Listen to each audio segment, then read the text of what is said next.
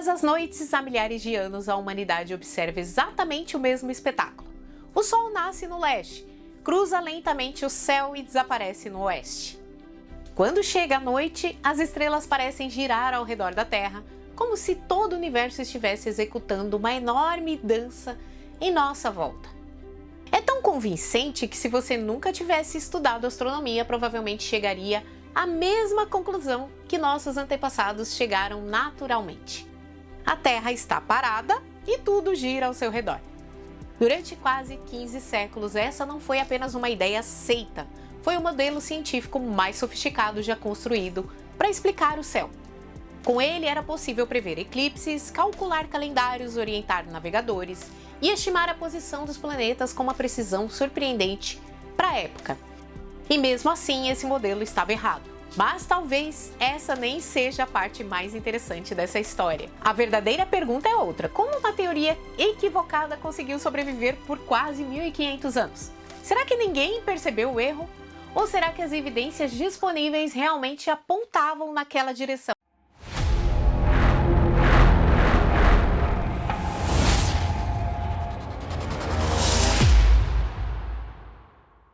Responder a essa pergunta muda completamente a forma como nós enxergamos a ciência. Porque a história do geocentrismo não é uma história sobre ignorância. Ela é uma história sobre observação matemática e construção de modelos.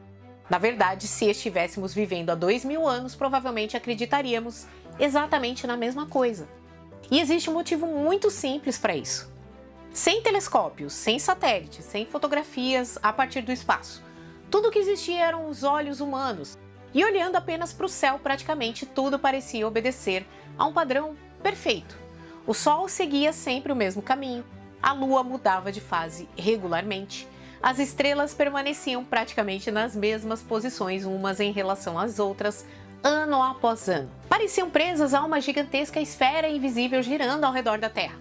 Até que alguns poucos pontos luminosos começaram a desafiar toda essa ordem. Mercúrio, Vênus, Marte, Júpiter e Saturno. Ao contrário das estrelas, esses corpos vagavam lentamente entre as constelações. Foi por isso que os gregos lhes deram um nome especial, planetes, os errantes. Entre eles, Marte era o mais intrigante. Durante semanas, ele avançava normalmente pelo céu, depois diminuía sua velocidade, parava e inesperadamente parecia voltar para trás. Algum tempo depois, ele retomava seu caminho original. Hoje nós sabemos que esse fenômeno recebe o nome de movimento retrógrado aparente. Mas imagine tentar explicar isso acreditando que a Terra está completamente imóvel. Como um planeta poderia simplesmente inverter sua trajetória? Essa pergunta se transformou em um dos maiores desafios científicos da antiguidade. E foi justamente tentando responder a ela que nasceu um dos modelos matemáticos mais impressionantes da história. O movimento retrógrado de Marte era um problema sério. Se todos os astros deveriam girar ao redor da Terra em trajetórias perfeitas, por que justamente os planetas pareciam quebrar essa regra? Foi essa pergunta que chegou às mãos de um cientista chamado Cláudio Ptolomeu por volta do ano 150 da nossa era. Ele trabalhava em Alexandria, um dos maiores centros científicos do mundo antigo. Ptolomeu reuniu séculos de observações feitas por astrônomos gregos e babilônios. O resultado foi uma obra monumental, o Almagesto. Ele era um verdadeiro manual matemático do céu. Ali estavam tabelas capazes de prever eclipses, indicar a posição dos planetas e orientar observações astronômicas com uma precisão impressionante para a época. Esse detalhe costuma passar desapercebido. Hoje sabemos que a Terra gira em torno do Sol, mas isso não significa que o modelo de Ptolomeu fosse inútil. Muito pelo contrário. Durante séculos, ele funcionou bem o suficiente para aplicações práticas como a elaboração de calendários e a navegação. Na ciência, o modelo não é avaliado apenas por estar certo ou errado. Antes de tudo, ele precisa ser capaz de descrever observações e fazer previsões. E era exatamente isso que o Almagesto fazia. Mas havia um obstáculo que insistia em desafiar todos os cálculos: Marte. Quanto mais observações eram acumuladas, mais evidente ficava que sua trajetória não podia ser descrita por um único círculo perfeito. Às vezes o planeta parecia acelerar, em outras ocasiões diminuía a velocidade. Depois ele realizava aquele estranho movimento para trás. Os dados simplesmente não encaixavam. Hoje, talvez pareça óbvio concluir que a hipótese estava errada, mas esse raciocínio ignora um detalhe importante. Naquela época, absolutamente nada indicava que a Terra estivesse em movimento. Se o planeta realmente orbitasse o Sol, os astrônomos deveriam observar um pequeno deslocamento aparente das estrelas ao longo do ano, conhecido hoje como paralaxe estelar. Esse efeito existe, mas ele é tão pequeno que só foi medido no século XIX, quando os telescópios alcançaram uma precisão extraordinária. Para os astrônomos da antiguidade, sua ausência era um forte argumento a favor da Terra imóvel. Além disso, a própria física de Aristóteles reforçava essa visão. Segundo ela, corpos pesados tendiam naturalmente ao centro do universo. Como tudo parecia cair em direção ao solo, parecia lógico concluir que a Terra ocupava exatamente esse centro. Percebe como as peças se encaixavam? As observações do céu, a filosofia natural da época, a ausência de paralaxe, tudo apontava para a mesma direção. Diante desse cenário, abandonar o geocentrismo seria muito mais radical do que simplesmente ajustar alguns cálculos. E foi exatamente isso que Ptolomeu decidiu fazer. Em vez de rejeitar a hipótese central, ele passou a aperfeiçoá-la. E é importante entender esse ponto. Ele não estava tentando defender uma crença a qualquer custo.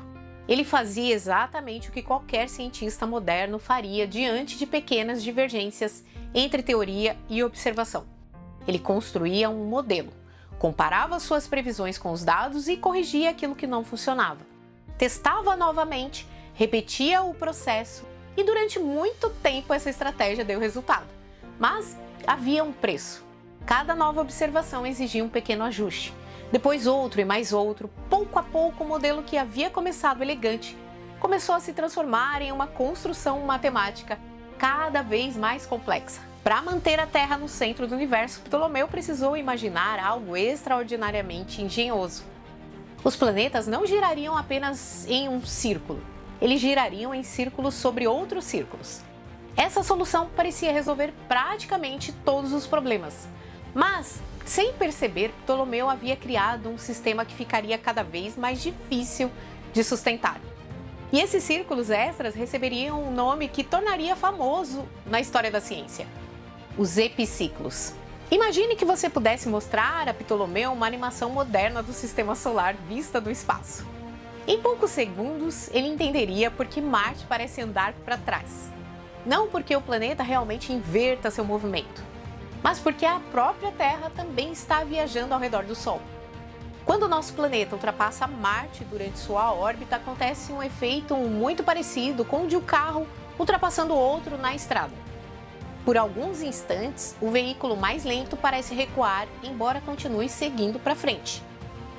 Hoje essa explicação parece bem simples, mas Ptolomeu jamais poderia enxergar o sistema solar dessa perspectiva. Tudo que ele tinha eram observações feitas da superfície da Terra. E essas observações mostravam um planeta que aparentemente desacelerava, parava e voltava para trás. Como explicar isso mantendo a Terra imóvel? A solução encontrada foi uma verdadeira obra de criatividade matemática. Ptolomeu propôs que cada planeta não percorresse apenas uma órbita. Na verdade, ele imaginou um movimento composto. O planeta giraria em um pequeno círculo chamado de epiciclo.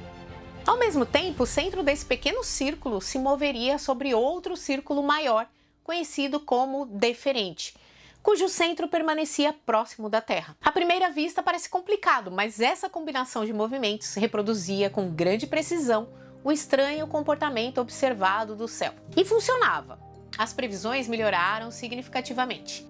Durante muito tempo, isso foi suficiente. O problema só apareceu quando as observações se tornaram cada vez mais precisas. Pequenos erros voltaram a surgir, e em vez de abandonar o modelo, os astrônomos seguiram o caminho mais natural. Fizeram novos ajustes. Alguns planetas passaram a exigir epiciclos diferentes. Outros precisaram de pequenas correções na velocidade. Em determinados casos, o centro da órbita deixou de coincidir exatamente com a Terra. Depois surgiu o equante, um ponto geométrico introduzido por Ptolomeu para explicar as variações na velocidade angular dos planetas sem abandonar completamente a ideia do movimento circular uniforme. Cada modificação resolvia um problema específico. Individualmente, todas pareciam razoáveis, mas, somadas, elas transformavam o modelo em uma estrutura extremamente complexa. E é justamente aqui que essa história ganha uma conexão surpreendente com a ciência moderna. Na inteligência artificial existe um fenômeno conhecido como overfitting. Ele acontece quando um modelo recebe tantos ajustes para explicar os dados já conhecidos que acaba perdendo a capacidade de representar corretamente o comportamento geral do sistema. A comparação não é perfeita, afinal Ptolomeu não estava treinando algoritmos nem analisando bancos de dados. Mas ajuda a gente a entender o que estava acontecendo naquela época. O geocentrismo continuava funcionando, só que para continuar funcionando precisava acumular um número cada vez maior de correções. Esse talvez seja um dos aspectos mais fascinantes da história da ciência.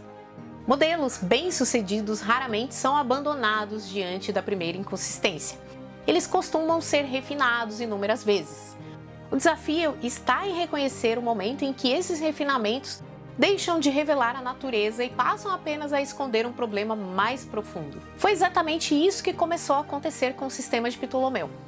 Enquanto os astrônomos adicionavam novos remendos matemáticos, um cônego polonês começava a considerar uma possibilidade muito mais radical. Talvez o erro nunca tivesse sido Marte, talvez o erro estivesse do ponto onde observamos o universo. E essa simples mudança de perspectiva daria início à maior revolução da história da astronomia. Durante quase 15 séculos, o modelo de Ptolomeu dominou a astronomia. Ele era ensinado nas universidades, utilizado por navegadores e continuamente aperfeiçoado por astrônomos da Europa, do mundo islâmico e de outras regiões. O próprio conhecimento astronômico preservado durante a Idade Média só chegou ao Renascimento graças ao trabalho de estudiosos que o traduziram, corrigiram e ampliaram. Mas havia um problema. Quanto mais precisas se tornavam as observações, mais complexo ficava o modelo. Cada pequena discrepância exigia um novo ajuste. Mais um epiciclo, mais uma correção geométrica. Era como tentar consertar um relógio, acrescentando engrenagens sem nunca questionar se o mecanismo principal estava correto. Foi então que surgiu uma pergunta extremamente simples. Se a Terra não fosse o centro de tudo? Em 1543, o astrônomo polonês Nicolau Copérnico publicou esse livro. Ele propôs que a Terra e os demais planetas orbitavam o Sol. A mudança parecia pequena, mas suas consequências eram enormes. De repente, o movimento retrógrado de Marte deixava de ser um mistério. Pela primeira vez, o fenômeno podia ser explicado como um efeito de perspectiva sem exigir uma sucessão interminável de correções geométricas. Mas existe um detalhe pouco conhecido. Copérnico não resolveu todos os problemas. Na verdade, ele ainda acreditava que os corpos celestes deveriam descrever círculos perfeitos. Essa ideia vinha da tradição filosófica grega, segundo a qual o círculo representava uma forma perfeita digna dos céus. O resultado foi inesperado. Mesmo colocando o Sol no centro, seus cálculos continuavam apresentando pequenas diferenças em relação às observações. Para corrigi-las, ele também precisou recorrer aos epiciclos. Em número menor do que Ptolomeu, é verdade, mas continuavam presentes. Isso revelava uma característica importante da ciência. Às vezes, trocar uma hipótese não basta. Também é preciso abandonar pressupostos que pareciam inquestionáveis. E foi exatamente isso que fez Johannes Kepler. No final do século XVI, outro personagem entrou em cena, o astrônomo dinamarquês Tycho Brahe.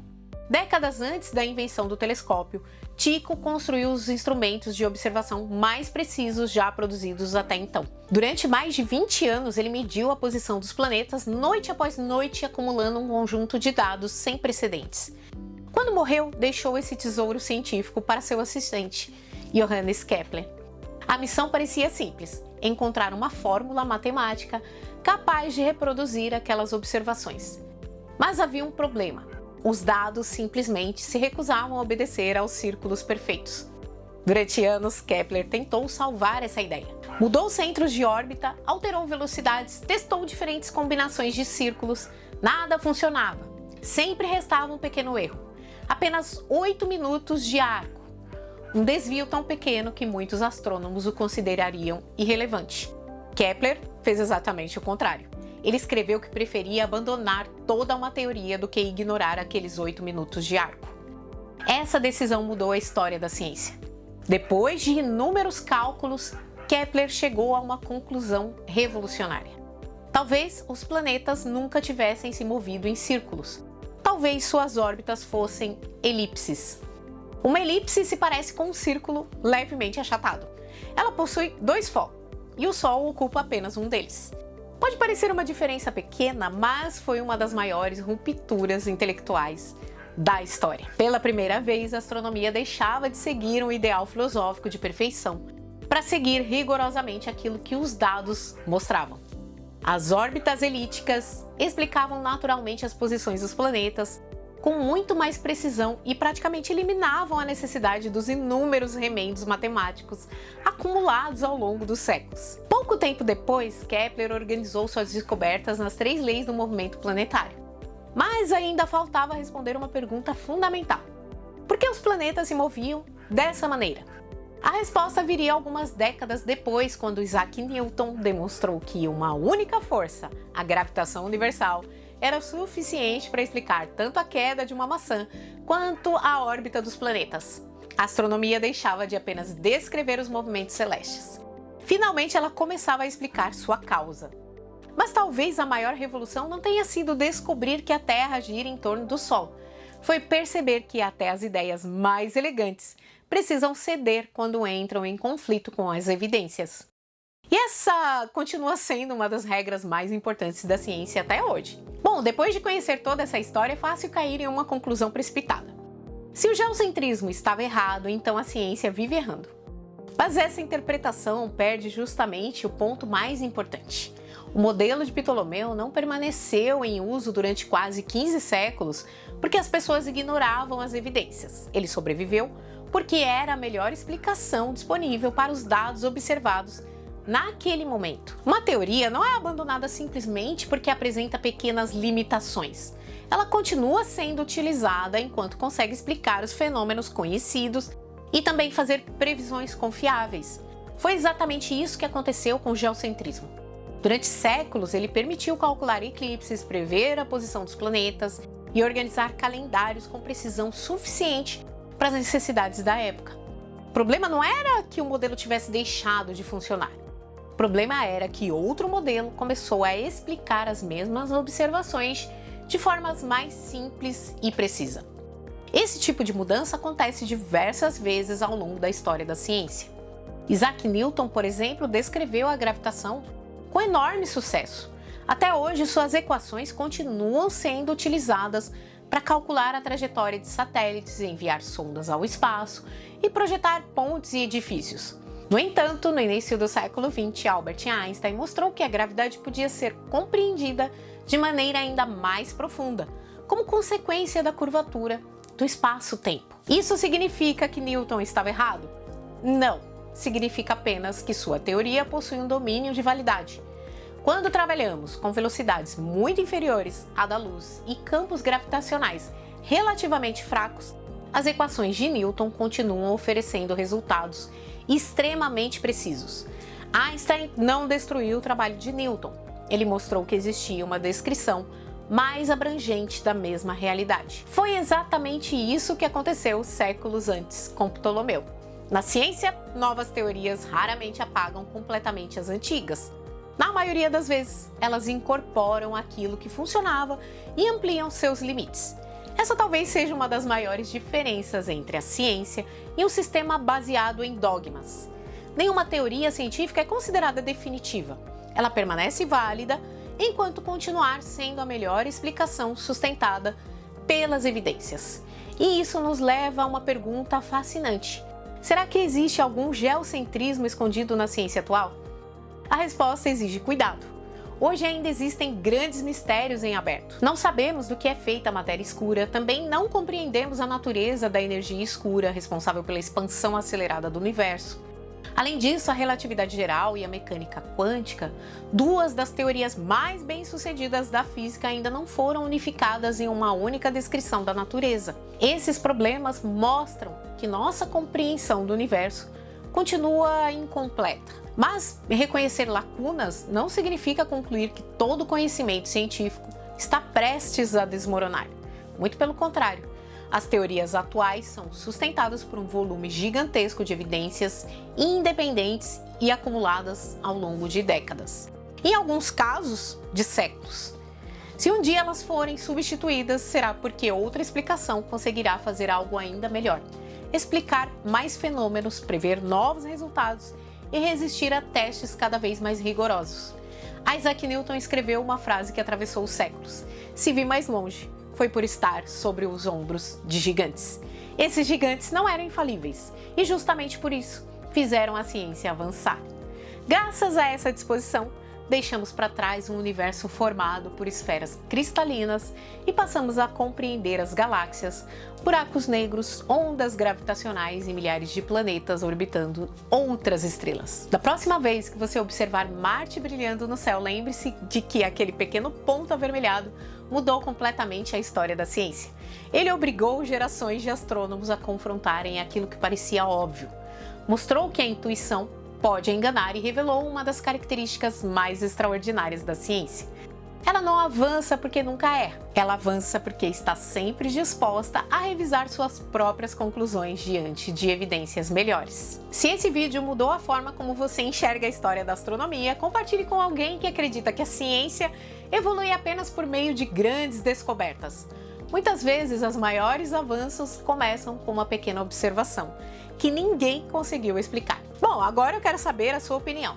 Existe alguma teoria científica atual que você acredita que poderá ser profundamente ampliada nas próximas décadas? Escreve sua resposta aqui nos comentários, tá? Eu adoro ler as discussões e sempre respondo quando possível. Se você gosta de vídeos como esse que exploram a ciência com profundidade, sem sensacionalismo e sempre baseado nas melhores evidências, se inscreve aqui no Matematizei, tá? Aos membros do canal, meu muito obrigada pelo apoio. Graças a vocês, estamos sempre melhorando nossos conteúdos por aqui. Um beijo no coração de todos vocês e até o próximo vídeo.